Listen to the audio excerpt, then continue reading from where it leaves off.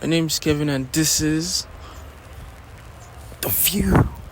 Yeah, I had a friend while we were in school. He asked me this question: how is it possible that, or he said it this way, the Bible said, do not set your mind on earthly things, or do not store up treasures on earth, and money is one of them.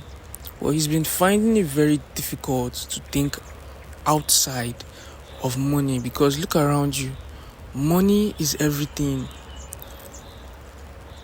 I was like, okay, yeah, that's true. Money is everything. In fact, the evolution of human beings have been controlled by money itself. As very tricky, sneaky people, we have created an economy for ourselves that lets us be trustworthy, that gives us a drive, gives us something that's transactional. And over time, that very tiny resource kept growing and growing, and money kept evolving as much as humans kept evolving. So yes, your mind should be on money because it's everything a human knows about. But then, are you a human? And does your time end here on earth? See, the thing is, just as Apostle Paul said, the invisible controls the visible. Money is visible. It is fundamental, but it is visible. Something else isn't. What's that? Purpose.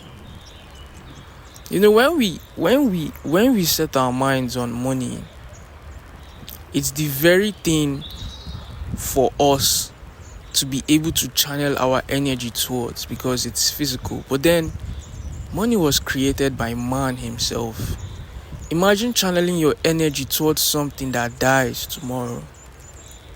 Yeah, that's a very different thing now. Yeah, like you're channeling your energy towards a relationship that may end in 6 months.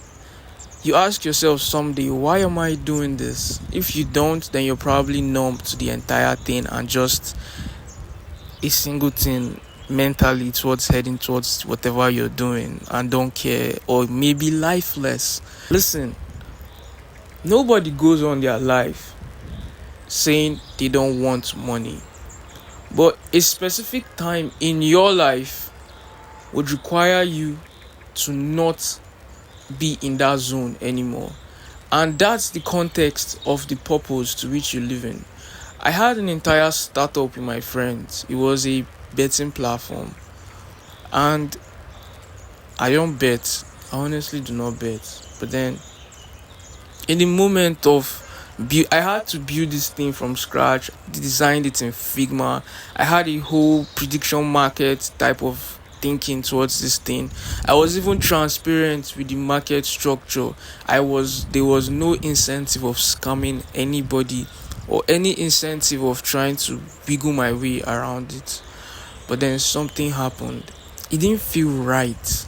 Not because it's wrong, but because it didn't align with the person I am destined to be. How, you may ask? Well, for starters, it's not just me.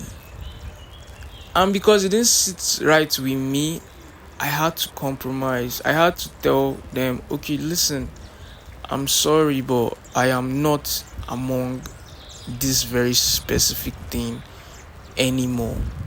I know I built it from scratch, but maybe building it from scratch was just a call to something else. Shipping this was not my calling. And the funniest thing is, people tend to speak of calling like it's something that's a straightforward path. The funniest thing is, none of us have it figured out, man. But in your God speaks to you. Intuition speaks to you. The Holy Spirit in you speaks to you. It tells you this is not what you should be doing. And funny enough, I have encountered so many things at a time that I'm like, maybe purpose is not one thing, man. Why? Because I could literally be trying to predict whatever I should be doing based on this is my calling, and the entire time it's not. The point is, purpose is not something, your calling is not something that you're meant to know for yourself. Because if you knew your purpose by yourself, then it was never a conversation with God or the universe.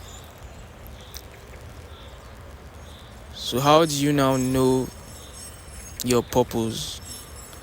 First off, you get on your knees and you tell God from the depth of your heart, what do I do next? Because trust me, it's one thing to make money, and it's another thing to make money out of purpose. And it's another thing again to make purpose, to have a purpose that's not controlled by money.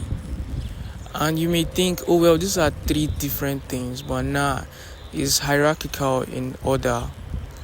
Because you now have a purpose that's so firm, not defined by a day-to-day or a firm belief you have in mind, but a constant conversation with God on what to do today. I woke up this morning and I just took my camera and came out and record. I had this video in mind for weeks, but I kept it pending up until this very specific time. For what reasons, I don't know what, but it happens at the right time. And you may think, well, how do I now even, I don't know how I will go about this. Well, it happens to all of us. I myself was confused as to how I would be able to have purpose without money. But he said, do not conform to the thinking of this world, but rather transcend. Let your mind be transformed so you can understand God's pleasing, perfect will. And you cannot change your mind by yourself, because somebody else has to change your mind. So if today money is all you think about and you believe you know your purpose, ask him again, today what do I do?